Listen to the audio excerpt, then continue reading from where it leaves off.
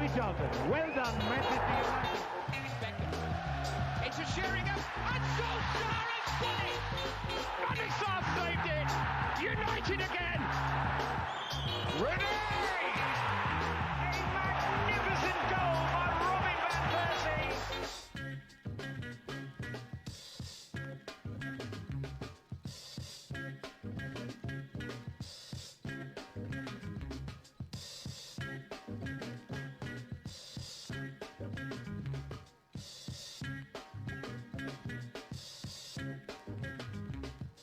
Hello and welcome to the United Hour, your official redcafe.net podcast on all things Manchester United. I'm your host Colm. I'm Alex. Hello. How is everyone? Alex, how are you? I'm good, thank you. How are you? Yeah, not so bad. This is just a two-man pod for everyone tonight, just in the interest of The best two. Getting these out in the absolute gold rush of fixtures that we have. We're gonna probably do some two-man pods just to make sure we're keeping up. The Bruno and Pogba, though, right?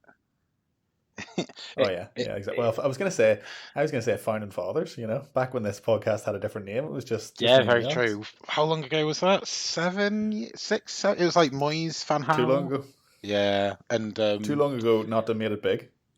called Football Bloody Hell about that. I don't know if I wonder if there's anybody. Yeah, if anybody's still listening who was listening right at the start when it was called Football Bloody Hell, let us know, because I doubt anyone's stuck with us for that long. In fairness, it's been hard enough for us to stick with it at times. So We'll send you a t-shirt.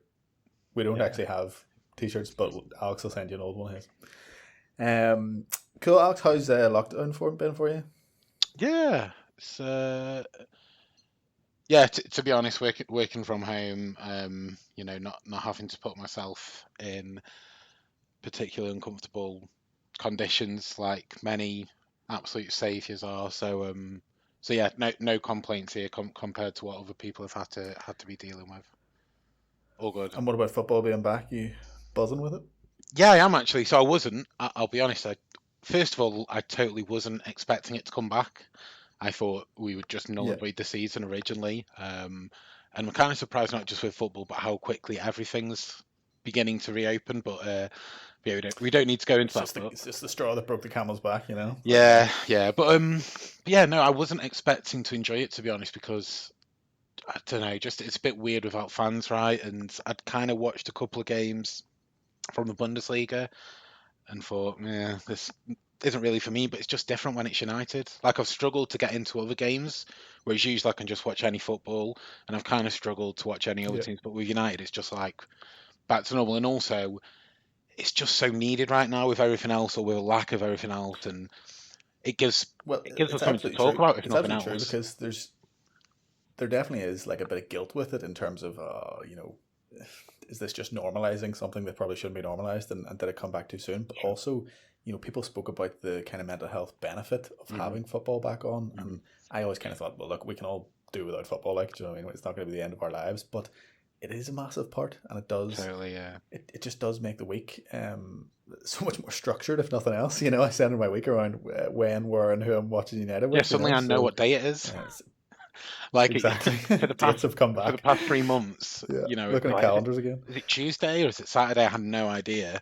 And then all of a sudden, it's like, well, it must be Wednesday because United played yesterday, and then they're playing again in 3 days. Exactly. So Although yeah, now that we're playing like Monday, Tuesday, Wednesday, Thursday, Friday, that's kind of tricky as well. That's not quite as structured as it was before lockdown. Yeah, it's just like, anyway, it's United or it's like minus 3 days until our next game, sort of thing. And yeah, exactly. Yeah. I suppose we were both, just before we get into the nitty gritty of the two games we have to discuss, we recorded last after Spurs, Project Restart, the draw. Made our predictions about Sheffield United. Obviously, we played that game, and also we saw the Norwich game. So, I mean, throughout the season, I think we've both been kind of just not totally convinced on the Ole dream. So, just given you have been on a while and things have changed, I suppose, quite dramatically, particularly post-lockdown. Where are you just sitting with all that at the moment? How's your general Manchester United vibe at the moment? Yeah, it's weird, right? Like, it feels like a mini season separate from the season that's just happened to me. I don't know if anybody else feels the same way, but I'm really struggling to remember what was going on, how our form was, how I was feeling immediately before football ended. Although I did go to Old Trafford. I was with Nick for the Man City game. So the last game we played at Old Trafford, the last game in front of the fans. Obviously, we 2-0. won. We won that game. Amazing game, incredible atmosphere. Absolutely loved it. So I think I was sort of, the screw was maybe turning a little bit in Ollie's favour for me, I must say. Like, because I don't know. Like now, we're hearing that we're on this 14 unbeaten run, but I feel like I Yeah, remember 14 now. I remember it being like 7 or 8, and me thinking there's been a hell of a lot of uninspiring draws in that. But then obviously Bruno came in, and that made a big difference as well. And yeah, I think, in fairness, I was always at a, I don't think Ollie's the one, but unless it's like, Poch, I'm not necessarily sure that someone else is either. And at least I can get behind Ollie's values, even though at times, maybe they seem a little bit going back to basics. Sometimes going back to and getting brilliant basics in place is a good thing. So, I could kind of get behind that. And if it wasn't Poch, then I was in no desperation for us to replace him. But it has been easier since getting Bruno in, since suddenly getting a bit of creativity, and also having this 3 months with no football at all. It kind of gives it a bit of a new perspective where I'm just as invested, but I don't know, that not toxicity, but some of that fatigue that had come with the last 5-6 years now has kind of disappeared a little bit over these past few months. And there's every chance that as soon as things go wrong, it dials back up. But in this moment right now in isolation, there's none of that baggage of pre-lockdown. It's like a new, we've drawn a line in the sand, and I'm just focused on the now. So I'm enjoying it, and I'm interested to see how we can end the season, because there's been some really positive signs in these last few games. Absolutely. Jumping into it then, I mean, the only thing I can even think worthy of mention with the Sheffield United game is Anthony Martial. 50 million down the drain. Unbelievable. I mean, unbelievable hat-trick. What did you make of his performance? Oh, incredible. And even who did we play just? Norwich. So even in the game against Norwich, the commentator was saying how, one of the best things about Agallo is he's got the ability to get those strikers in the box, nose for goals, sort of goals. And he said in that moment, he was like, Rashford doesn't get those goals, Martial doesn't get goals. So I'm thinking, no, fucking Sheffield United, did you not watch that game? Did you not see that hat trick? Like two of those 3 goals are, great placement, good runs, good positioning, and fantastic reaction times, in the box, and just fantastic centre forward number 9 play.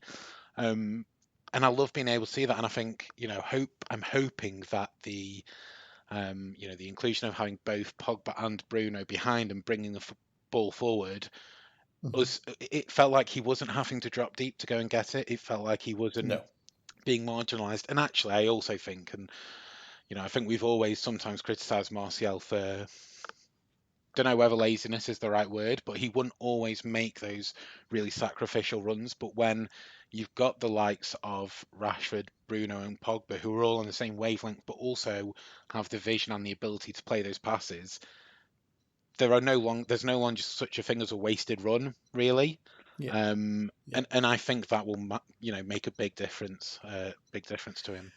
And I think that will grow. There's a frustration that comes with making runs and never getting found, or never even getting looked for. Really, never mind found. Totally. And it feels like we're chipping away at that now, where players are starting to realize again that they can just trust themselves to play that pass first time, or to look for that early ball, or to kind of feed into each other that way. And it's really, really pleasing. I mean, he's the top goal scorer since Bruno's debut in the Premier League. Yeah. Top goal scorer in the Premier League in 2020. And obviously the hat-trick, pads those stats slightly in the short amount of football that's been played in that time. Yeah. But, it's incredible. I mean, he's got his first hat-trick for the club after 138 games.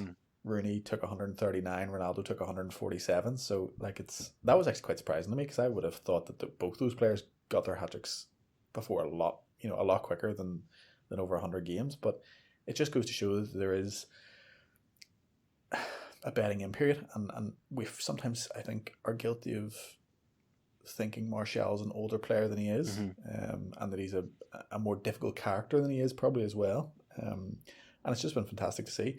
I see a really good partnership with Rashford. There's been a lot of times where he's making these little darting runs to the kind of left-hand side of the box, so from the kind of penalty spot box area into Rashford's space, but behind the line of the defence, and Rashford's just standing the defenders up, and it's like the defenders are looking at Rashford going, expecting him to want to come inside and do it himself, because he, that's kind of what we expect of him. And he's just kind of standing them up, watching Martial make the run, and then just dropping it in behind. I mean, you saw it for one of the goals, obviously, for the chip finish, the third. And it was evidenced again yesterday against Norwich. And to me, those little partnerships that are popping up now are really a sign of real positivity for me. And it's just fantastic. As you say, the work rate is definitely up as well. So I think he's going to have a big end of the season. And I thought he looked terrific against Norwich as well, even when they were sat so deep, Yeah, I think it was something like 8 and 18 before Bruno and 6 and 7 since, and like you say, admittedly, the hat-trick does pad that. But I agree on the Rashford partnership, and I think it's those partnerships and those, the ability to have that intricate patterns of play with people that players love to be a part of those teams, right, where they're able to,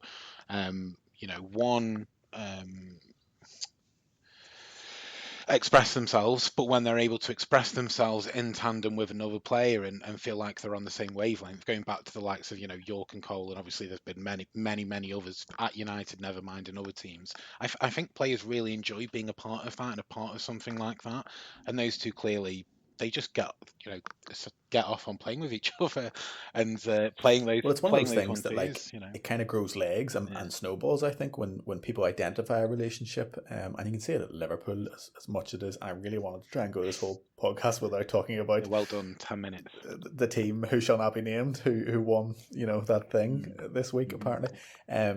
But when those partnerships start to develop, people start to kind of give a voice to it, and then I think it kind of grows, and it almost Cole and York is like folklore. Anytime anyone talks about a striking partnership in the Premier League, that's the go-to. You can't talk about one without mentioning the other, right? You really can't. And Ole and Sheringham almost had the same thing in a backup version kind of thing, which was really interesting, and obviously such a strength in '99 was that. But those kind of partnerships just build and grow, and I think they then start to look for that even more. But I mean, as you said earlier, you have the Rashford Martial kind of thing happening, but then Bruno and Pogba play into that in a huge way as well. Yeah. So it's just, I mean, it's as encouraging as that look. And I mean, you have Rashford on 14 goals, Martial on 14 goals, Rashford 6 assists, I think Martial 3 assists. So if there was a third player to come in along that front three and provide those kind of numbers, I mean, I think that immediately lifts us up a level in a big way. Well, all the talk at the start of the season, right? I think both of our biggest concerns were we've let go. I mean, I don't know why Sanchez is relevant to this, but we've let go of Sanchez. We've let go of Lukaku. We haven't brought anybody in. Where are the goals going to come from? Like where the goal's going to come from, because Martial and Rashford historically they'd had purple patches, but ultimately you couldn't rely on them over the course of a season for bringing more than maybe about 10-ish goals in, and they're both looking like they'll end the season on roughly 20-ish league goals each and 25 plus all competition goals, and to get that from two strikers is exactly what you're after. Yeah, absolutely. And go on. If anything, with that kind of productivity, we should probably be doing better, at any stage. But even this year, it has been slightly patchy, I suppose, with when they've both been fit, when they've both been scoring those goals. Unfortunately, this year, a lot of the time, it's been one's been out, so one has carried the mantle. The other's been out, so the other's carried the mantle. And it's only now, I think. Yeah. Even, admittedly, Rashford, hasn't been tremendous since the break, but I think all the right signs are there. But this is the first time everyone's been good to go together. But the positive, and to be glass half full, would be to say that there's still such headroom to grow, because both of them as individuals are still yet to fully mature and hit their peak just purely as individuals. Their partnership should only grow over time as they both settle into this role, this team, and continue to build on that partnership, because they've never really had a full season of being able to do that. They were often, particularly in the Mourinho area, one would be on for the other, and you wouldn't actually see them playing together a great deal on the pitch. And then also when you think the team's headroom with Pogba and Bruno creating more chances for them having more space, like there's huge opportunities there for those two to flourish. Absolutely, and Martial alluded to it in a very good post-match comments where he was, he said it's not about me or Rashford, it's not about who scores or whatever. It's not a competition. We just want to play together and win, kind of thing. That's what we want. It's not, and sometimes not sometimes, all the time, it has felt like a competition. Are you Rashford or are you Martial? Particularly under Mourinho, we all saw that. So I suppose the reset button has been punched there by Ole. A bit of consistency in where they're actually playing position wise, which is obviously a huge thing, that allows them both play in the same place on the same pitch together, and that showed fantastic. that comment from Martial. It's clear that there's truth in that, because we saw it. When you were saying about that partnership, they start looking for it. I think that's already clear, and you would probably have some boring folk who would say that they're getting to a point where they could be overplaying it at times, which I totally disagree with. Well, that one that Martial rolled to Rashford, where he had an open net in front of him, and in fairness, awful from Rashford, unforgivably bad. But I couldn't believe Martial passed it. I was like, what are you? A number 9 can't go through goal like that and square the ball. But I think that it's literally two. I think that at least shows and alludes to what he was saying in that post-match interview, that it's not about individual statistics and goal scorers. And I guess sometimes you might say, well, actually, we want that ruthlessness from our strikers and we want that competition within the team. But I think if the two between them are both happy to say, we just as a team and as a partnership want to get as many goals as possible and help each other out, then I think for the longer term, that's probably a slightly better approach. Maybe. It probably is, yeah. So, Martial absolutely smashed the two. I love the two tidy finishes, the first two. The third one is a beautiful team goal, an absolutely fantastic team goal. The flick from Bruno is out of this world. His awareness of what's around him is absolutely next level. It's unlike anything. High levels, right? Not quite, but we haven't. It definitely is.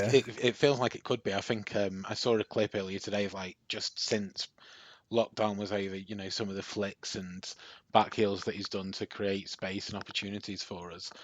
Which is, it was a dream, that goal, in terms of the interplay, because it was Pogba into Bruno, back heel to Rashford, and a 1-2 with Martial, which ends up in a chipped. Just lovely, exquisite finish. Including the players who were involved as well. Something that we've all been hoping to see, and something that, let's be honest, we wouldn't have seen if it wasn't for this extended period without games, because it's allowed Rashford and Pogba to come back into the fold. So, yeah, just absolutely magnificent goal, magnificent way to cap your performance so far and get that hat trick. And it's just nice, because it wasn't any hat trick is great, right? But when it's, you do see, if you remember that Coit, I think it was on the quiz recently, right? That Coit hat trick against United, where it was just scruffy finish after scruffy finish. And it's cool to get a hat trick, but to get one like that is even more special. And I guess it's probably just a shame for him that there were no fans there to see it, but we'll appreciate it and remember it just the same. Yeah, there wasn't any fans there, but it was a huge game. Yeah, totally. It's kind of belied in the fact that Sheffield United were so poor, because prior to the game, coming off that Spurs result, which wasn't an awful result in isolation, but should really have been all 3 points, and also just in terms of where Spurs are, where Sheffield United are in the league, and what we're trying to do post lockdown in terms of the top 4 race, the Sheffield United game took on even more significance in terms of, I think, any drop points there, and that was it. Our season, I don't want to say it is over, but it would have been a huge banana skin, and Sheffield United typically very difficult team to play against this year, and I know they've been extremely poor post lockdown, and probably also slightly before that.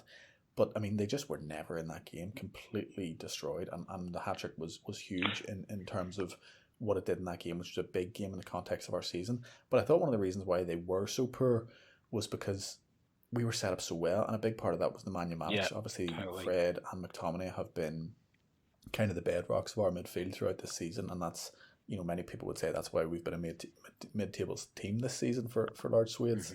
And that was maybe reinforced against Norwich. But Matic has had a real Indian summer here after some dicey comments earlier in the season, and looked like he was kind of not in Ole's plans. But then there seems to have been a reconciliation there, and Ole has now, I think, indicated that he's the first start DM behind Pogba, and even more so with Bruno now, because then you need that defensive stability, you need that maturity, and you need that kind of presence. And 100% long passes accuracy against Sheffield United, 95% overall, 8 ball recoveries, 0 fouls. And he's looking very, it's imperious at the moment. He's very aware, he's very in control. He has this kind of standoffish where players just kind of can't get near him, a little like Pogba, just due to his stature, but also having the good feet to go with it. Mm-hmm. I mean, he's whipping balls around forwards. It's not just sideways stuff by any stretch of the imagination. And his left foot is like, it is so cultured. And he's just kind of minding those gaps and not, I mean, he doesn't ever look to be, you never see him run. Yeah. Do you know what I mean? And that's probably a good thing because he can't really do it. Do you know what I mean? But it shows he's playing really well and that the team's set up well around him. And I just thought he was such a huge factor in how comfortable we were in terms of dealing with any threat that Sheffield United had and just controlling the pace of the game, exactly the way we wanted to.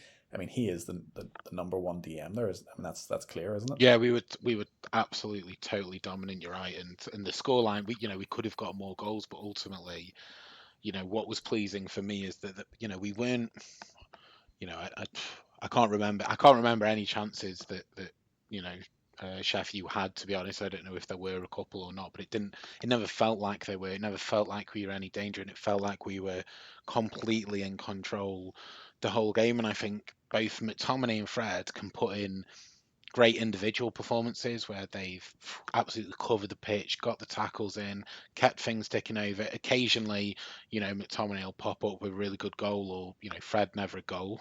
He's got a terrible shot, but with the occasional fantastic through ball or something. But neither of them bring that controlled and measured play that Matic is able to bring, not just to him but to the team, and like you say, to everybody around him. And it's the same question that we had. With Carrick's aging, how do we replace this? And I think that's going to be one of our biggest challenges really moving forward. How do we replace the loss of Matic? Because when he hasn't been in the team, and at times, justified, because at times he hasn't performed well for us. In those moments, though, that lack of control is completely evident. And even when individuals are performing well, and even when we are creating chances with the likes of Bruno, if you haven't got that stability there, then you still can concede goals at the other end. And it's really important that that's a focus area for us. I mean, I find DM just a really fascinating position because it and fullbacks to me are two of the key roles in modern football, and I think when you look at the best teams over the last 10 years, that's really clear to me. And it's interesting because when you play manage as a DM with maybe say McTominay and Fred ahead of him, or one of those two and Lingard or Pereira, as we did earlier in the season, and it didn't work out well because a DM is reliant on good attackers to make him look good. The better the players are in front of you, the more they control the game, the more they keep the teams penned in, the more they turn the other team and create good chances, which makes your job so much easier in terms of reading. When a defence is really struggling against top quality attacking players, the ball out is so much easier to predict and so much easier to deal with for one good DM, but they have to be a good DM, and that kind of makes them look even better, which is what I think what we're seeing now with Matic is that his talents are amplified at the moment because of Bruno and Pogba being so good in an attacking sense that he can just concentrate on this one thing. And because we are penning a team in, or because we are attacking them more directly or more kind of with more flourish, I would say, it causes them so many more problems, and that plays into his strength of being able to mop everything up and just kind of dictate, where you wouldn't necessarily get that with Fred and McTominay. They want to be much more involved where they don't need to be, and it's just about getting that next player in who can do the same thing. I mean, I'm a huge Neves fan at Wolves. I think he could do a great job for us, but it'd be eye-watering money, But as you say, it's a huge thing in terms of getting that succession in, because it just has to be the right guy. It's so key. It's so key to give the forward players that platform and to kind of keep the foot on teams when you have them, Yeah, you're totally right. I mean, that's the thing, isn't it? Attack and defend are no longer two separate parts of football which occasionally interlink. It's one, cycle. And if we were to have teams who were, sending 3-4 men flying forward on the turnover, past Matic, who would really struggle because he doesn't have that pace and that ability to get earlier about. In the season when you saw that, very clearly, and it made him look worse than he is. And then we get this, why are we playing such a slow person in midfield? He can't do it anymore, blah, blah, blah. And then you see now his performances where you're not asking him to do that. You're not putting that pressure on him because the whole team is functioning better. Well, and also It's teams it just are shows the hesitant. difference. Teams are hesitant to send men forward, and they're looking to play that longer ball and having to be a little bit more direct, and also trying their luck, which, like you say, for a player with some intelligence, you're able to mop up and intercept. And to be honest, it is so similar to the Michael Carrick role that we saw before, because again, we would have games in there where teams would high press and they were sending 3 or 4 men past us where Carrick on his own would struggle. But, because the team Yeah. was so strong as a whole, until the very end at least, it was very rare that was the case. And on those few occasions where that did happen, then you make the necessary adjustments to the team and who's playing in order to cope and deal with that. So yeah, no, totally agree. The last thing I want to touch on there, just in the Sheffield United game, obviously, it was the. I mean, we saw him. Did we see him for 30 minutes against Spurs? But it was Pogba's first start. Anyway, we did. We saw him for 30 minutes against Spurs, and then this was his start against Sheffield United. I mean, Paul Pogba, just phenomenal in the difference in the level he is above other footballers. It's crazy, and I know I've been very critical of Pogba this year, and I don't necessarily have any issue with any of those things. I still think he may try and leave, and that's fine. But it just stops me kind of investing too much. I think in him, if you know what I mean. Your criticism was never of his talent, though, was it? You still see no, not in a million years. exactly. Not in a million You years. still see players. You still see fans who think that we should get rid of him, not because of his off the field antics, or because even regardless of what he does, the fact that he doesn't shut down the rumour mill and the likes of that, creates this story that starts at times to become bigger than what the club are looking to do and their ambitions, and also just contradicts and undermines everything that the club's looking to do.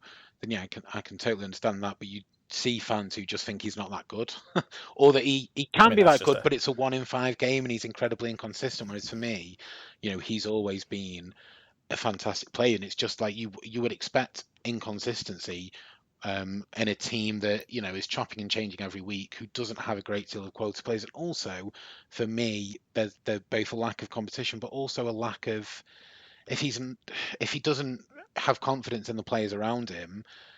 There are so many times where I feel like he isn't playing a ball that he could or should, because he doesn't feel like the person on the end of it is going to take advantage of it, and he tries to do it all himself. And that's not a fun place to play football. Yeah. And in that sense, you can understand why he want to leave. I mean, I said earlier, 4 or 5 months ago on the pod that, he would have had the best of intentions coming back to United, but the experiment has failed. We have to accept that. He's been here 4 or 5 years, probably more. The glorious return is not what everyone wanted it to be, due to lots of things: club finances, club ownership, managers, general. I think more like 3 years, by the way, but it probably has felt like. It just feels like ages. I think it's just yeah. So it just hasn't worked, and I don't blame him, and I don't think we should kind of be salty about it. It's just that if he wants to leave, he wants to leave. But I can't have a player that doesn't want to be here. No, I agree. And it's funny that now we have this kind of maybe cruel twist of fate, where just due to his price, due to his wage, due to the coronavirus and the financial situation, with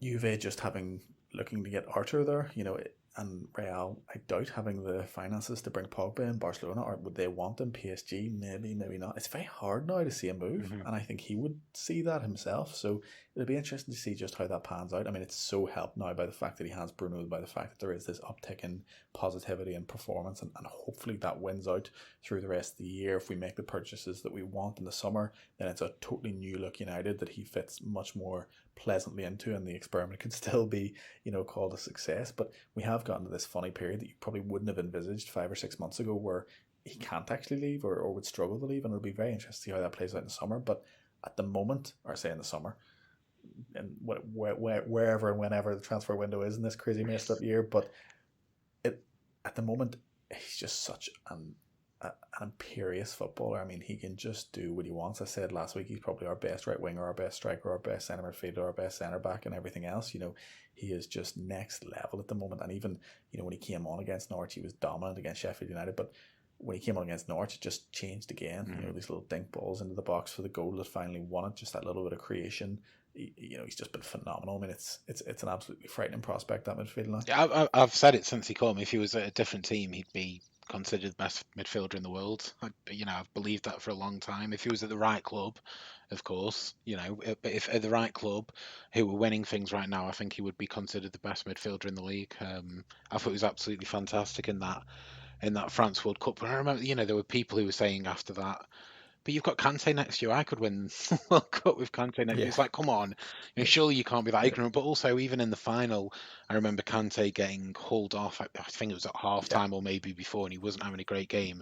Pogba was, for me, arguably could have been given man of the match that game. He was absolutely imperious. He was so dominant in midfield, but also he was doing it in a much more disciplined manner. And I thought we saw that again against Sheffield United, that he's getting forward and he's getting himself in good positions, but also he doesn't feel the need to be, there and taking every shot because he has got the players he can play it to, and he enjoys that interplay. I think what you're seeing in that team now, and not to counter chickens for the hatch, we could still flatter to deceive, and we might not look as good as we have done for the rest of the season, but he looks more like an orchestrator now, and I think that's his natural best position. He doesn't necessarily have to do it himself, and as you alluded to earlier, with those players around him who maybe just trust that little bit more, and it only takes one or two.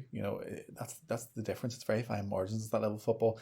But if you have 1 or 2 players that are just letting you down, you feel you can't or don't want to play it to in certain positions, that you just can't have that in a football squad. It just does not work. Yeah, totally. It undermines the whole objective of the team, and by subbing out 1 or 2 of those players and putting them in, and that trust level goes up, and he can just play a much more natural game now, I feel, and that's what you're seeing. And actually, it's quite an understated game sometimes. I mean, I know he's like rolling it through Berg's legs and taking on 3 or 4 players in one go and stuff like that, and there's still, a lot of great shots happening, but it's much more selective now. It's all the things he can do, but that he was possibly trying too much of, or engaging in too much with these kind of hands-off battles as well, and now we're seeing just a much more comfortable kind of performance from him, and ultimately it's looking unbelievable. Yeah, like you say, you hope for 2 things. One, it's head down because he needs to accept the situation for what it is, but also there's this excitement and positivity, and he wants to be part of that and be part of something that's got an upwards trajectory. That's pie in the sky stuff. I mean, I still think there could be a bit of unrest. Personally, I just don't know that we may not necessarily do enough to kind of to fully change a mind, but it'll be interesting to see. I think he'll know what way he has to play it before, it won't be played out in the media. I don't necessarily think. I think he'll either know there's offers there or there ain't. It depends. Kind of inform. Depends how many more. I think it probably depends how many more goal of the seasons he has robbed off by Anthony Martial, to be honest, because there was that moment where I think it was the nutmeg that you just mentioned, right? Nutmeg, a drag, roll. Yeah. You'd probably do this much more justice than me. It's actually quite hard to describe that move where you put the ball in the front, you put your foot on the top of the ball and kind of roll it. It probably has. I can do it. I just can't. I can do it. I just can't narrate it. Can you do it? No, can you of course not. Obviously not. I would break my leg doing it, but I could try. Yeah, but no, it was absolutely exquisite piece of football, and but I mean, he's never scoring there anyway. No, I completely agree, but you'd like the option, and you're always going to believe that after doing that you would have scored, right? You would always. He'll in 50 years' time, he'll still be showing people a clip of that, piece of play going, I fucking would have scored there, and Martial nicked it off. That's what Paul Pogba's career comes down to in 50 years' time. I think he'll consider himself. I would say he's already done much more. I don't know. I reckon Cristiano. Have to rely on. I reckon Ronaldo. Sheffield United. I reckon Ronaldo still shows that Spain-friendly goal that Nani robbed off him. If you remember that one. So. Yeah, I do remember the back post happening. Ronaldo will still have nightmares about that goal, I'm telling you. Yeah, not so sure. Well, look, I mean, that's been a very positive half an hour. Obviously, that's all the good stuff happening. But unfortunately, we do have to discuss the Norwich FA Cup game, which was a little bit of a return to normality, shall we say. It was kind of a throwback to, do you remember what football was like pre-lockdown? For lots of reasons, really. And the first one I want to ask you about is, what did you make of Ole's team selection, the rotation? I mean, how did you see that when you saw the lineup? To be honest, it's an incredibly difficult situation to be in right now, isn't it? Because you've got games coming thick and fast. The players have had a load of time off. You need to get players and get as many players as possible up to match fitness, and you've got a Norwich who are in terrible form. So to be honest, I could quite understand the balance he had gone for of trying to make sure that you still had Bruno in because he's so influential and important to us right now, even though for me he needs a break because we basically played him every minute since he came to England. But I can understand it, and but also making sure that we're giving minutes and spreading it around. But I think naturally when you do that, you're kind of making a statement that it's not there for the taking, but you're opening yourselves up, aren't you? And whatever, regardless of what's being said in the dressing room before you go out to kick off, every single player who's playing who doesn't usually knows that they've been selected for this game because it's perhaps seen as less important, or or seen as a game that they should be winning anyway, and that's where complacency can come in. But I do think, considering the fixtures, I can understand the rotation. In the past, we've actually criticised him for not rotating enough. So yeah, no, I was actually okay with it. In all honesty, even though I know it probably didn't play out how we would have wanted. I mean, I totally get all that, and I do agree. And we have previously criticised him for not. He's been quite. He's played some players a lot of minutes earlier in the season. When a lot of we thought we're kind of walking ourselves into injuries here, and obviously it's different now post lockdown with no preseason, with no real rest and recuperation between games, and with the heat and all that kind of stuff. So there's probably increased risk of injury. So that obviously is a part of it. I mean, I have no real issue. I was pleased to see Dallo get some minutes. Definitely to give Wan-Bissaka a rest. I was very pleased to see Bai come in and really want to focus on how he played, and we'll discuss that in a wee bit. It's just those two. It's either side of Bruno. I mean, to me, straight away on seeing that, I just thought, why would you ever put 3 10s on? Because that's what you had, and 2 of them aren't even good 10s. So what were we ever expecting? Oh, in terms of Lingard and Mata, sorry, yeah. Lingard and Mata, yeah. I mean, neither of them a left winger, neither of them a right winger. I know we've tried to make them both those things for. They basically have been the those last things. 3 years. But yeah, well, they have been totally ineffectually, and poorly, and that's been well exhibited. So, I just don't and then even with the Gallo, who, don't get me wrong, we'll get on to him, absolute legend, couldn't fault him, but it just. To me, it was like, well, if a team wants to, maybe we thought Norwich were going to play like Norwich had previously against us, which was extremely open, in which case it may have gone differently. But to me, it was just quite naive. I mean, I don't think Dan James needs a huge rest. I think Greenwood actually needs minutes as well. So to not have one or both of them on, left wing and right wing, I thought was quite surprising, just to give us that little bit more thrust, that little bit more incision, because it just screamed.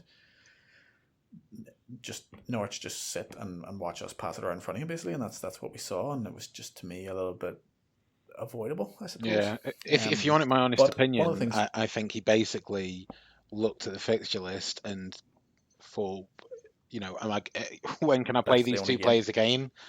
This is that probably seemed like the one that had the least risk to it, and because to be fair, I think all the others are totally fine. I agree with you. It's only them 2. There's a question mark over. But in fairness, if you don't play them now, do you ever play them again? When are you going to play them? No, because the thing is, if we were playing Norwich in the Premier League, he starts his best 11. Yeah. If that game had been in the Premier League, not the FA Cup, still against Norwich, he would have played his best 11. He would have played the exact team that played Sheffield United, maybe 1 or 2 changes, at the back or full back or whatever, and that just goes to show that although this is probably Ole's best chance of a trophy, and one he would certainly be interested in winning, in terms of the pecking order, it was clearly not up there at all with the league, or with, obviously Europa's being paid later, but it just doesn't. 4th is obviously miles more important than even winning the FA Cup, But one of the interesting things was Bailey, and I just wanted to have a wee chat about that, because centre back, Harry Maguire, I thought has been brilliant this year, in my opinion. Not the perfect centre back by any means, but certainly a damn good one and a good captain.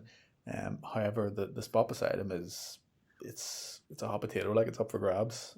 We had Bailey there playing for the first time in a long while, and I think there's this thought that he can be this all-action defender that we need beside Maguire, this pacey, willing to go out and smash and kind of be that destroyer beside the more cultured Maguire, whatever, who's dominant. Great recovery pace as well.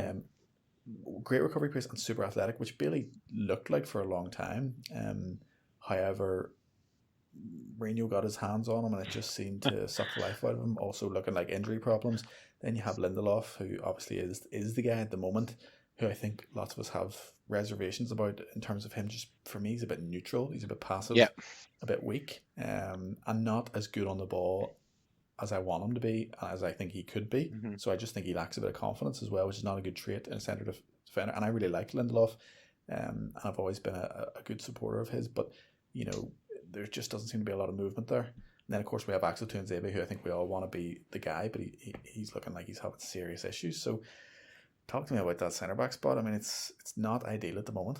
Yeah, we need to spend money. It's an area You think we need to buy? of weakness, basically, for me. I mean, Lindelof should have. You don't think any of those three will do? So I mean, for me, Lindelof could and maybe should have been the one, but the problem for me with Lindelof is that him and Maguire are just basically the same player with the same weakness. He's just a not as good Maguire. Yeah, and I mean, to be honest, I think Maguire has made far too many faults this season. He's been like generally good, but with a lot of mistakes, if that makes sense. Like, you know, a few big errors. For, you know, 80 minutes of the game, or, you know, let's say there's 10 moments in a game, and 9 of them he's in control of, but there's always that one, and it feels like we seem to concede that one every single time. And yeah, I feel like, you know, if you were to actually go and look into it, there's probably 8, 9, maybe even 10 goals now that he probably could and should have done better for, and some of them we may have conceded anyway, but he could have done better for.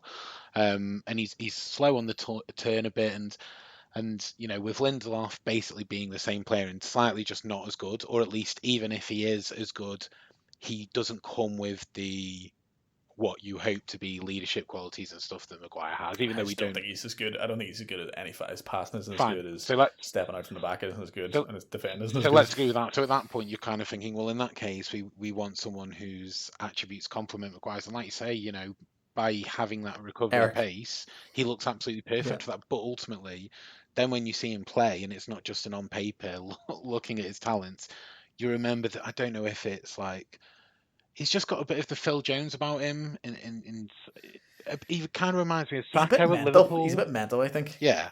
It's a bit Herm-Skarm at times, you know, even against Norwich, any kind of press on him. And I mean, there was Todd Cantwell robbed him once or twice down by the byline when he should have been clearing his lines. And he's just a bit Kung Fu Panda on it sometimes, I think, as well. You know, there was that one where they had that weird dive as the ball was going out that he won a free kick for, but it's the kind of thing you don't want to see your centre back doing. He loves a karate kick clearance, which I'm always a bit wary of. Why anyone ever has to, unless you're Paulo Di Canio, and even him, I'm not sure he had to do it. You know, why anyone ever has to do that action on a football pitch, other than Eric Cantona, who was totally justified.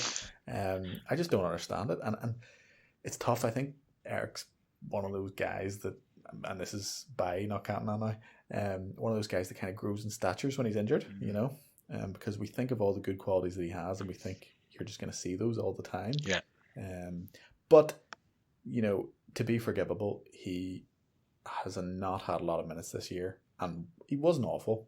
You know, against Norwich, there was a few moments, but he was also fine for the most part. So maybe he should be given a bit more time before we make too much of a judgment. I think he's had a fair amount of time, to be fair, and he also has got those injury issues that means that you can't ever place any sort of reliance on him anyway. You know, even if we felt that he showed enough in the next month, that next season he could be first choice centre back partnership for Maguire, and that would be good enough, you wouldn't be confident that he would see the season through without a big injury anyway. And for me, he just reminds me of Saka at Liverpool. I can't remember if he came from Crystal Palace or went to Crystal Palace, or maybe both. I think it was maybe both. But you know, just he didn't come from Crystal Palace, did he? Don't know.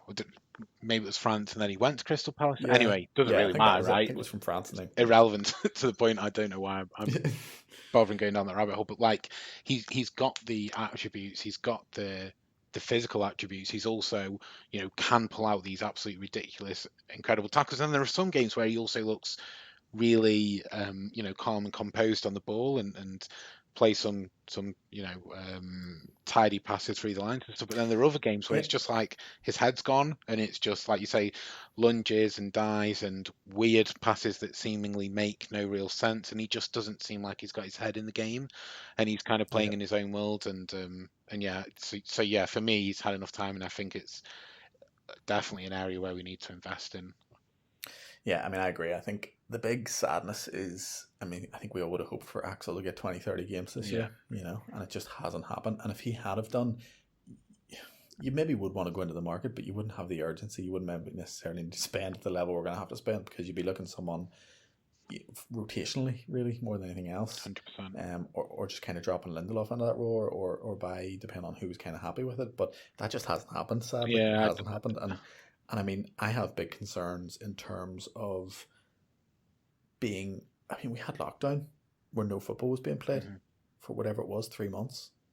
And then he gets injured, or he brings an injury into the restart of football. I'm not sure whether it was training. I mean, there hasn't really been any specifics on it, but it doesn't look good. You know, it doesn't smack of someone in good health. Yeah, he also had physically. a fair. So I have quite a lot of mates who are Aston Villa fans, being based in the Midlands, and yeah, they absolutely loved him after his time there, and I remember quite a few of them saying to me, you know, he's, as far as they're concerned, the real deal. they said he's definitely going to be, you know, a starting Premier League centre back, but there's every chance that if he continues, that, you know, there's no reason why he couldn't be a starting centre back for United week in, week out, and he had that level on him. But even that season when he was at Villa, he had a period out in the middle, a couple of months.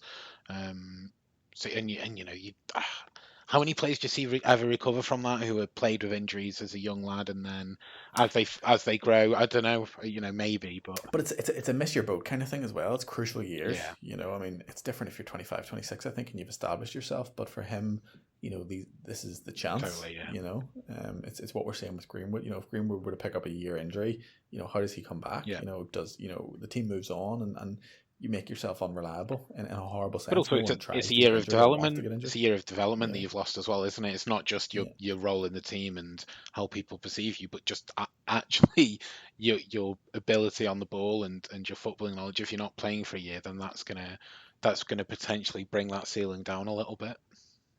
Yeah. So centre back, we agree. Then probably need to spend a bit of money on that one then.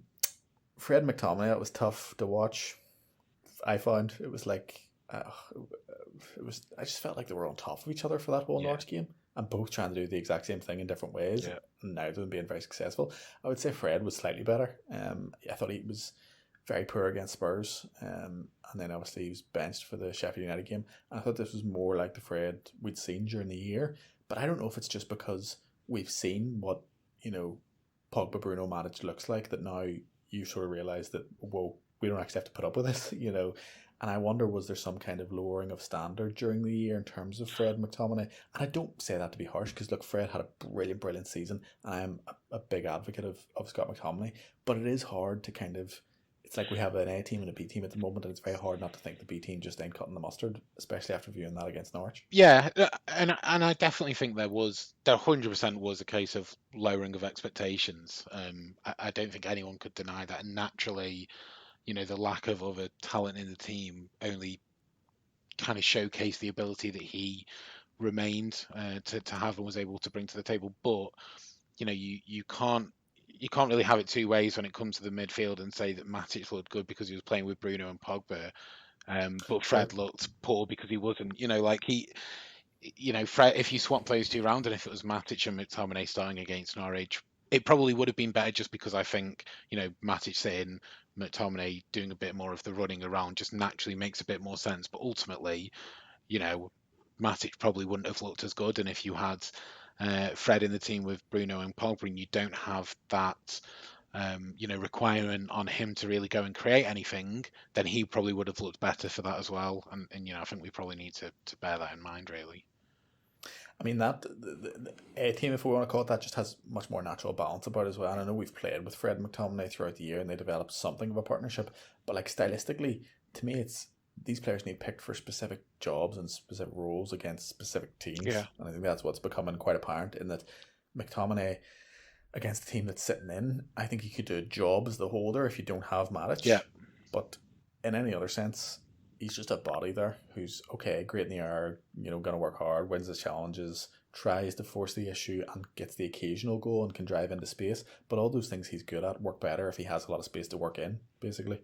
And when the pitch gets condensed, it's tricky on him. Totally, but I still think Go Well, I ahead. was just going to say, I think like when you were saying earlier, you're playing with 3 10s and you've got Lingard and Mata either Well, side of exactly. Bruno. Like, Yeah. we kind of saw Bruno suffer for the same reasons, Well, I mean, to a we degree. definitely did, although that's quote unquote a bad game for Bruno. Everyone was saying, bad day at the office, and he got a bit of a pan on Twitter. And I mean, he had the most final third passes, the most shots, created the most chances, had the most successful take ons. And for me, you know, creates the goal. Yeah, he does, Sorry, totally, yeah. creates the Yeah. penalty. Or sorry, not the penalty, the red card. Creates everything good we did, and even there was so much waste in it. Of course, he was frustrated, and like Bruno, he doesn't have an off switch. He doesn't have a little thing in his head that goes, maybe I won't try that. Actually, Yeah. he's a child playing football. He thinks he can do anything and everything, and just wants to constantly create. And I think that's brilliant. But what I would say, so I mean, I kind of agree with he doesn't have an off switch, but for me, it wasn't a bad performance from Bruno. I didn't think so. It was a Pogba performance of pre-Bruno where he's trying to do everything because no one else is able to. And when you just said that he's got no off switch, if you go and look at the second goal against Sheffield United, he has the chance to shoot twice. He dummies the first one. Sheffield player falls over. Then he goes to do it again, and then instead he lays it off to Wan-Bissaka on the right, who obviously puts the ball in for Martial to. Now, maybe in the Norwich game he's shooting because he doesn't feel like he's got the players around him who can go and take that on and score a goal. And I think that that game showed that he did actually have that ability to not necessarily always take the shot. It's also a different position in the game. I mean, we scored after 7 minutes against Sheffield United, which kind of eases the creative burden, if you know what I mean. At 1-1 in an FA Cup quarter final, it's a different situation where you're then less likely to maybe do the simple thing, which is actually the better thing, but more likely to do the selfish thing, which isn't always the best thing unless it works out. And look, these are extremely small criticisms. I thought he was fantastic, even in being poor by his admittedly extremely high standards. The other thing that just impressed me so much, firstly, don't understand why I had to play 120 minutes again. I have issues with team selection. I have issues with in-game management, and as we're going to come on to next, I have some issues tactically with Ole because I just couldn't let the whole pod go without getting some digs in. Yeah, exactly. It's still you got your voodoo doll on you as well. But why did he have to play 120 minutes? He's literally our most important player. I agree. I thought there was a cap on subs. I thought there was because it's the FA Cup, you were only allowed to make 3 or 5 or whatever it was, and then in the 94th minute he made another sub, and I was like, sorry, have you had another sub this whole time? No, that man still run himself into the ground here, our most important player. Wasn't it that as soon as it goes into extra time you unlock an additional sub? There's like a decision gate. Was possibly, yes, possibly. Although I get there isn't really a replacement position. I assumed when he brought Pogba on that he was taking Bruno off and he was going to play Pogba higher up the pitch. He obviously hoped that we would get that second goal earlier and that he could have brought him off. I think, I'm sure, totally. and basically, he subbed Bailly off for Martial, which was fantastic to see. Don't get me wrong, I thought that was just a great idea. So it's not all bad in that sense. But Bruno was still knocking his pan in the 111th minute, chasing Jamal Lewis the whole way back to the byline, rolling under the ball, and then running the whole way back to the pitch. His engine is phenomenal. His work rate and I think it's just his build allows him to, much like Fred. He's like a dynamo. Yeah, that considering he'd been playing for 2 hours already to track back that distance at pace beyond any other player. He wasn't our backline, and he's overtaken our defenders to. But then we got a corner, so that was on our right back area, and then we got a corner at their right back area, sort of the opposite diagonal of the pitch, and Rashford trotted over to take it and looked back at Bruno, and Bruno was your camera just cut to him panting. He's going, take it, man. Not even gonna run over there and collapse. But which and obviously those, I think it's those traits that are why we've all fallen in love with him, right? He's kind of like a modest Di Maria for me, in the Di Maria also had that terrier, tenacious. Quality about him where not only has he got this fantastic creative streak, but he's also willing to get stuck in, chase back, hound the opposition, bait tackles, but there's that humbleness to Bruno where that's sort of never ending, and that's just him at his core, and there's no requirements that come with that, or no expectations or prerequisites based on the luxury or what's given by the club or protection from the ref or anything like that. For me, Di Maria can absolutely do one, and I won't besmirch Bruno's saint-like name with that kind of a comparison. But the other thing I thought about Bruno during the Norwich game particularly, which I think we've kind of forgotten about, is his character. You have to remember at Sporting he was the captain, Yeah. Completely led by example in a dire Sporting team that was financially struggling, took a pay cut to stay there, made sure he stayed there an extra year and got as good a deal for them as possible money-wise and all that kind of stuff, in a time when all their stars just up and left them because they couldn't pay them what they wanted to pay them and all that kind of stuff. I mean, to hear Sporting fans talk about it, he is just an absolute leader, class act, legend, humble, all that good stuff. Yeah, totally. And I think that came through against Norwich, and we kind of just think he's a class player and kind of forget about that, but I actually think he's a personality in the squad already. I mean, he was barking at players during that match and instructing things, and I think he will be a leader for us. I think it makes all the difference. We've had talent, like since Fergie left, we've had countless big names and talented players come to us and not do the business because ultimately, we are a club. Well, also we are a club who does need players who are going to come in and take some accountability and some responsibility and take things by the scruff of the neck and really dig deep. And there were players who were coming in who had all this talent and ability, but they weren't willing to dig deep for it. And I think that's where the comparison with Di Maria ends, because he just wasn't able to do that.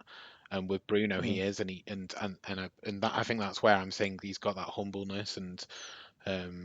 I think because of the clubs he's been at previously, I think that should hopefully, live long and go throughout his career. I totally love that about him. I think that's why a lot of people say for him. I think with the sub, I totally agree. Like, I think when I was on the podcast last, one of my biggest criticisms of Ole was that for me, one of the most important things about United, one of the words that has I've most associated with us, as a kid growing up and with Fergie and with our players was, being brave.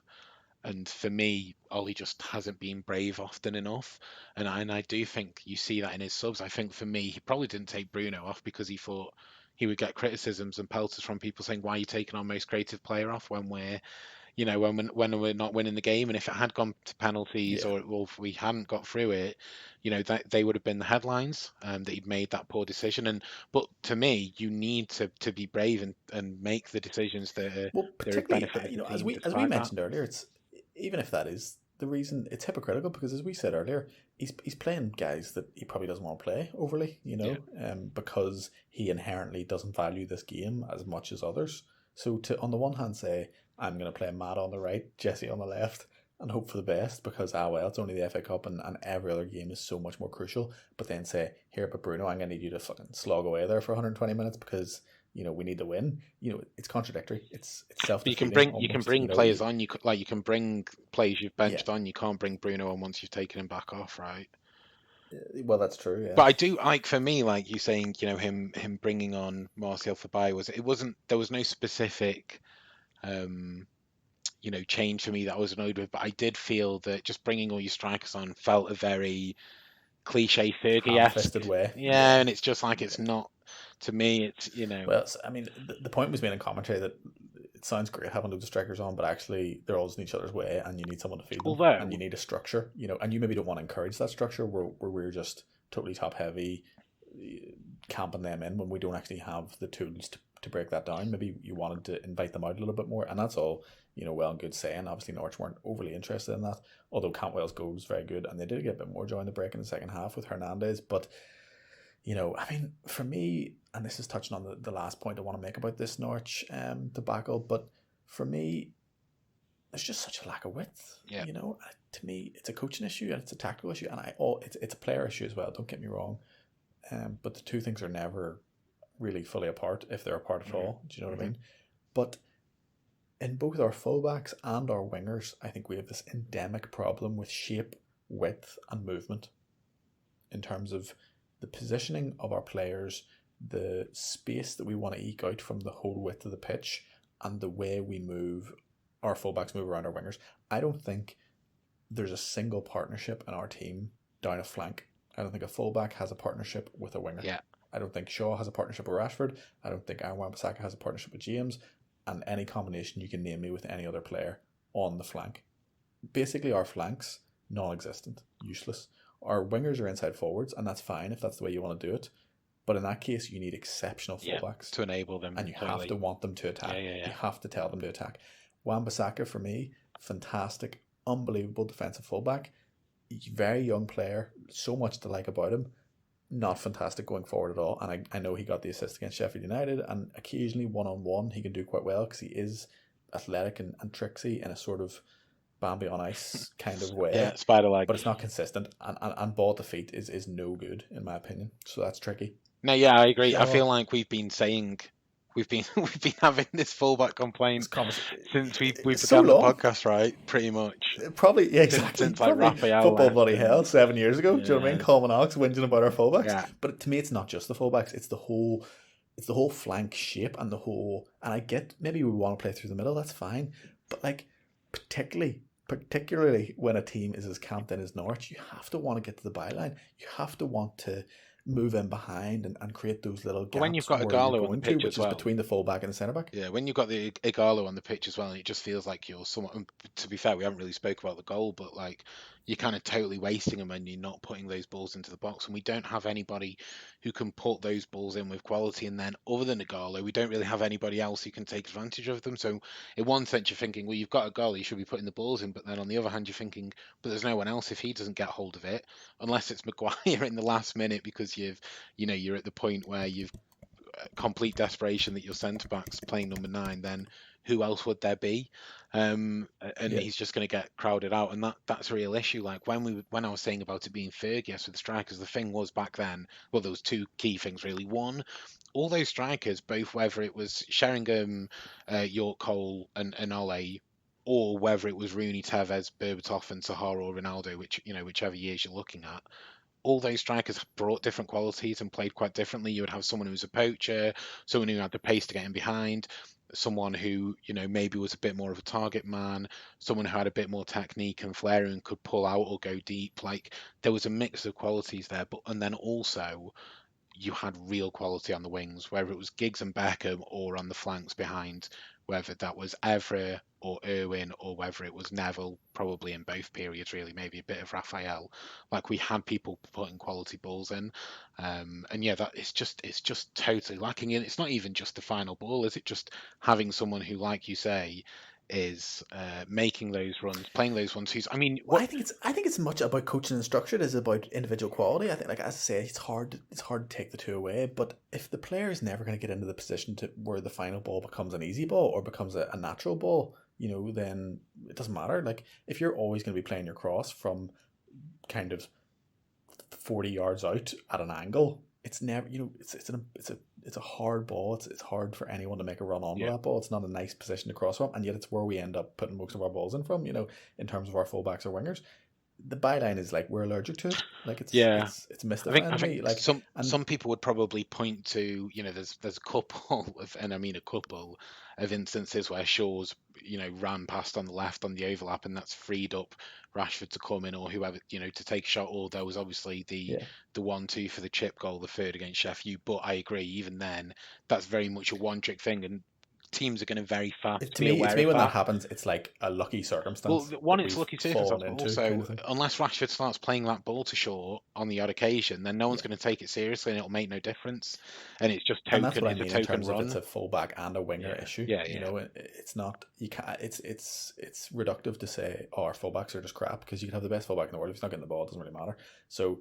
And even in terms of who else is finding them, a centre midfielder can play to a fullback as well. But I mean, watching the Norwich game, I thought Norwich had the best 2 fullbacks on the pitch, and we had 3 over the course of the game. And I thought Max Aarons and Jamal Lewis were miles better, particularly Jamal Lewis, young Northern Irish left back, were particularly just completely outshone ours in every department. And that's not a hype. I'm not saying Norwich have great fullbacks. I'm saying we really don't have great fullbacks. And I just think. We're looking at how can we make that next step. What is it? Is it the brilliant DM? Is it Jadon Sancho, who, by the way, is not an out winger, so is another player that's going to want to have a marauding fullback behind him, like a Hakimi who's going to enter for 40 million? Cannot believe it. But if we're saying Jadon Sancho's going to come in and save us and be brilliant, be prepared for some kind of juddery, not quite cohesive wing play from him and Aaron Wan-Bissaka, because you need that creation going outside him to allow him to be his best self coming in field, if you understand. So, to me, when you're talking about us taking that next step, whether it's another centre back, a DM, or a right winger, it's difficult because Shaw's steady and not bad at all, and technically decent. Aaron Wan-Bissaka, fantastic, and we've thrown a lot of money at him. Brandon Williams, jury's out. I like him. I like his spunk, but is the quality there? We don't really know. Diego Dallo, I thought was okay. Hasn't played a lot of minutes. Big question marks. And then you've got Ethan Laird, who I'd be one to have a look at pretty quickly. I think it's an area that needs addressed. No, and that's tricky. But do you? I mean, for me, I don't see a world where Wan-Bissaka isn't basically put forward as No, Wan-Bissaka's our. That's it. Now Wan-Bissaka's for our right back for the next 5 years. Yeah, but barring some kind of not miracle, but like disastrous drop in form, and he could grow into the role attacking wise. I'm not writing him off in that sense, and I think he's been a good buy. Is there a part of me that wishes we went for a more attacking quality right back? Possibly, yeah. But I could be proven wrong in that. He's clearly I'm not unhappy with Aaron Wan-Bissaka as a United player. Yeah, he's clearly making progress, and people would point to his increase in assists and chances created. But for me, it's not Sheffield just United. about, beats a man, zips in across. But doing that once or twice a game, but generally having poor. Not being a strong enough outlet there. Because like Dani Alves, for example, obviously he's the pinnacle. Don't get me wrong. Not saying we need someone of that quality in the team tomorrow, because it's not that simple. But it wasn't necessarily the chances created directly from him or the the assists he produced or anything like that, but just having him there as that outlet, having that interplay that he offered, and also just having that option and him being seen as such a real threat makes such a huge difference. Exactly what you say, and people are going to point to, well, look at that assist, look at that one time he did that thing. Okay, we did that 3 times over the last 3 months, and I totally accept that. I'll look at them all day long, and yes, it's positive. I would say, show me all his touches in a game. Yeah. Show me his 10 touches. Show me his 10 interactions with his right winger or with in the attacking third, and if 9 out of 10 of them are crap, then it doesn't matter if one of them is an assist and a goal, really, because the more you play, the better teams you come up against. It ain't going to cut it. And that's kind of the thing. And you need that consistent ability to create those patterns of play, not just the one-off ability to do it sometimes in the exact situation where it works out kind of thing. And I think there's a slight difference there. And whilst those are encouraging signs, particularly with Aaron Wan-Bissaka, to me, there's this big cultural almost problem with how we use our fullbacks and how we use our wingers, and that we don't seem interested in really creating those partnerships that are going to unlock a lot of stubborn defences, because playing through the middle against 2 blocks of 4 is difficult, and Pogba, Bruno, Martial, Rashford, etc., good as they are, there will be days where they just can't do it, and the easiest way to do it is down the wings. But anyway, that's the criticisms out of the way. We did win, we did go through, so that's a huge positive. We got a lot of minutes on the clock, and we now have a quick turnaround to Tuesday, away to Brighton, which actually, at home we've done very well against Brighton, but away it's been a bit of a tricky spot for us. And is it Graham Potter, their Brighton manager? Looks like a kind of an Oasis reject. Has been doing some pretty good work. I think Brighton, good form, right? Commendable this year. Brilliant form. I mean, 4 points since the restart, including a win against Arsenal, hilariously. So not to be undermined, and it is another potential banana. I mean, every game now, Alex, just becomes massive. Yeah, totally. I think it's quite a difficult one, because obviously we played the 120 minutes against Norwich, and I think over the longer term you could probably make a case for that having some benefit in terms of getting players' match fitness up. But I think if in isolation in regards to Tuesday, there's potentially not a benefit. Potentially going to be some heavy legs, obviously, because we'd made some of those changes and some of those players didn't play the full 120 minutes other than Bruno. There's obviously less of something there, and at least we are taking a win into it, which I think helps as well. But yeah, definitely. It's going to be tough, and like it's so strange right now though as well, because where's this game even being played? And then I wonder if that question even matters anymore, because without there being crowds, is there such a thing as away and home anymore? Does it really matter? I don't know. But where is it being played? So. Do you know? I don't think that really bears huge relevance. Yeah. Where is it being played though? Just so I know, just so we can. Oh, it's Brighton. It is at Brighton. Away. Okay, cool. Yeah. Maybe it'll make absolutely no difference because there are no fans anyway. But obviously they, you would expect that for the likes of Brighton, that would be a big deal, right? That them not having their crowd behind them for United coming to town, that could make a big big difference. Well, definitely. I mean, coming out of lockdown, I saw this in Germany, but for me, it hurts. And I think Sheffield United are a huge example of this. But I think it hurts the small. And I don't mean to sound patronising, but I think it hurts the smaller teams who rely possibly more on effort and passion and the crowd atmosphere and a kind of a common spirit kind of thing. Whereas I think a team more technically gifted that naturally rises to the top slightly more in a more kind of sterilized environment, so I think that obviously factors in. But I mean, I predicted 3-0 for the Sheffield United game and got it bang on. I'm actually going to predict another comfortable win. I think we'll win it early. I think we'll just go out and do the business and we'll be able to make some subs and hopefully rest Bruno, because I do think he will start even after the 120 minutes, because it's just so hard to leave him out and replace him with any kind of quality whatsoever.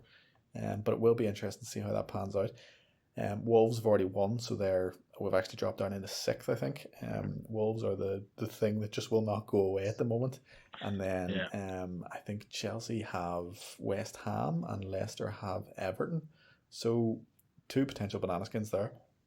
Hopefully this pod will be reaching you before Tuesday, and then we'll be recording again either after Brighton or the game after that, which is Bournemouth. Alex, predictions for the Brighton game? I think it'll be tough. I think it'll be a scrappy 2-1. I can say 4-1. If I hadn't said that, you'd have said 4-0, right? Probably, yeah. I just think too many clean sheets lately, but I think we're gonna steamroll our way to 4th. Yeah, I'm not confident enough in our keeping situation to predict a clean sheet. Oh, don't even. We had that last week, don't worry. I mean, Dean Henderson made a mistake again this week against Wolves, I think, or whoever they played, Sheffield United, Arsenal, just there. But that is it for this week, folks. We will be back certainly within the next 2 fixtures, and hopefully it'll be 2 wins.